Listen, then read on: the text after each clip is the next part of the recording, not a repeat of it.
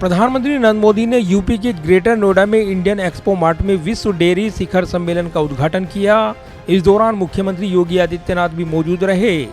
सम्मेलन को संबोधित करते हुए प्रधानमंत्री नरेंद्र मोदी ने कहा कि विश्व के अन्य विकसित देशों से अलग भारत में डेयरी सेक्टर की असली ताकत छोटे किसान हैं।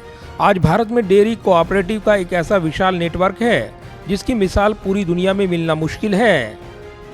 साथियों, विश्व के अन्य विकसित देशों से अलग भारत में डेयरी सेक्टर की असली ताकत छोटे किसान है। भारत का डेयरी कोऑपरेटिव सिस्टम, आज भारत में डेयरी कोऑपरेटिव का एक ऐसा विशाल नेटवर्क है जिसकी मिसाल पूरी दुनिया में मिलना मुश्किल है। इस सम्मेलन को संबोधित करने के दौरान पीएम मोदी ने कहा कि डेयरी सेक्टर का सामर्थ्य न सिर्फ ग्रामीण अर्थव्यवस्था को गति देता है बल्कि ये दुनिया भर में करोड़ों लोगों की आजीविका का भी प्रमुख साधन है। पीएम मोदी ने कहा कि पिछले कुछ समय में भारत में अनेक राज्यों में लंपी नाम की बीमारी से पशुधन की क्षति हुई है। विभिन्न राज्य सरकारों के साथ मिलकर केंद्र सरकार इसे कंट्रोल करने की कोशिश कर रही है। पीएम मोदी ने वैश्विक मंच से बताया कि भारत ने लंपी बीमारी से निपटने के लिए स्वदेशी एंटी लंपी वैक्सीन तैयार कर ली है। साथियों, आज आपके बीच चर्चा करते हुए मैं डेयरी सेक्टर के सामने आई सबसे ताजा चुनौती का भी जिक्र करूंगा। पिछले कुछ समय में भारत के अनेक राज्यों में लंपी नाम की बीमारी से पशुधन की क्षति हुई है। विभिन्न राज्य सरकारों के साथ मिलकर केंद्र सरकार इसे कंट्रोल करने की पुरजोश कोशिश कर रही है। हमारे वैज्ञानिकों ने लंपी स्किन डिसीज की स्वदेशी वैक्सीन भी तैयार कर ली है। इस सम्मेलन को संबोधित करते हुए पीएम मोदी ने आगे कहा कि भारत डेयरी पशुओं का सबसे बड़ा डाटाबेस तैयार कर रहा है। डेयरी सेक्टर से जुड़े हर पशु की टैगिंग हो रही है। आधुनिक तकनीक की मदद से हम पशुओं की बायोमेट्रिक पहचान कर रही हैं। भारत में हम पशुओं के यूनिवर्सल वैक्सीनेशन पर बल दे रही हैं।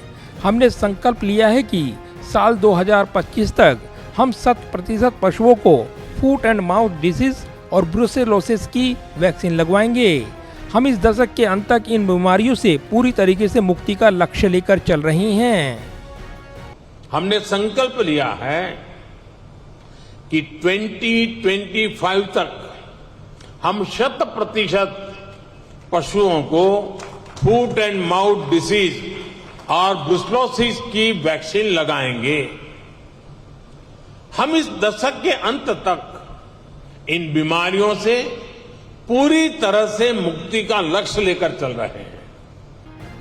इस दौरान पीएम मोदी ने कहा कि खेती में मोनोकल्चर ही समाधान नहीं है बल्कि विविधता बहुत आवश्यक है। ये पशुपालन पर भी लागू होता है। इसलिए आज भारत में देसी नस्लों और हाइब्रिड नस्लों दोनों पर ध्यान दिया जा रहा है। प्रधानमंत्री नरेंद्र मोदी ने वर्ल्ड डेयरी समिट में गुजरात की बन्नी भैंस का भी जिक्र किया। पीएम मोदी ने बताया कि भीषण गर्मी में भी इस प्रजाति की भैंस कैसे किसानों का सहारा बनती हैं। साथ ही पीएम मोदी ने गोबर से भी पैसा कमाने की योजना के बारे में बताया। ये बन्नी भैंस रात के कम तापमान में घास चरने के लिए निकलती है। विदेश से आए हमारे साथी ये जानकर के भी चौंक जाएंगे कि उस समय बन्नी भैंस के साथ कोई उसका पालक, उसका किसान उसके साथ नहीं होता है। वो गांव के पास बने चारगांव में खुद ही जाती है। रेगिस्तान में पानी कम होता है, इसलिए बहुत कम पानी में भी बन्नी भैंस का काम चल जाता है।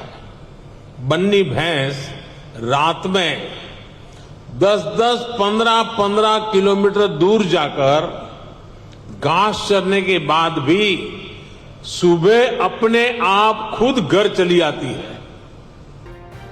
ग्रेटर नोएडा के इंडिया एक्सपो मार्ट सेंटर में 12 से 15 सितंबर तक ये अंतर्राष्ट्रीय आयोजन होगा। आज उद्घाटन से पहले पीएम मोदी ने सम्मेलन में लगी प्रदर्शनी का जायजा भी लिया। सम्मेलन में पोषण एवं आजीविका के लिए डेयरी उद्योग पर 24 सत्र होंगे। इस वर्ष डेयरी समिट में 91 विदेशी और 65 भारतीय विशेषज्ञ विश्व भर में नवाचार और डेयरी उद्योग को विकसित करने पर विचार रखेंगे।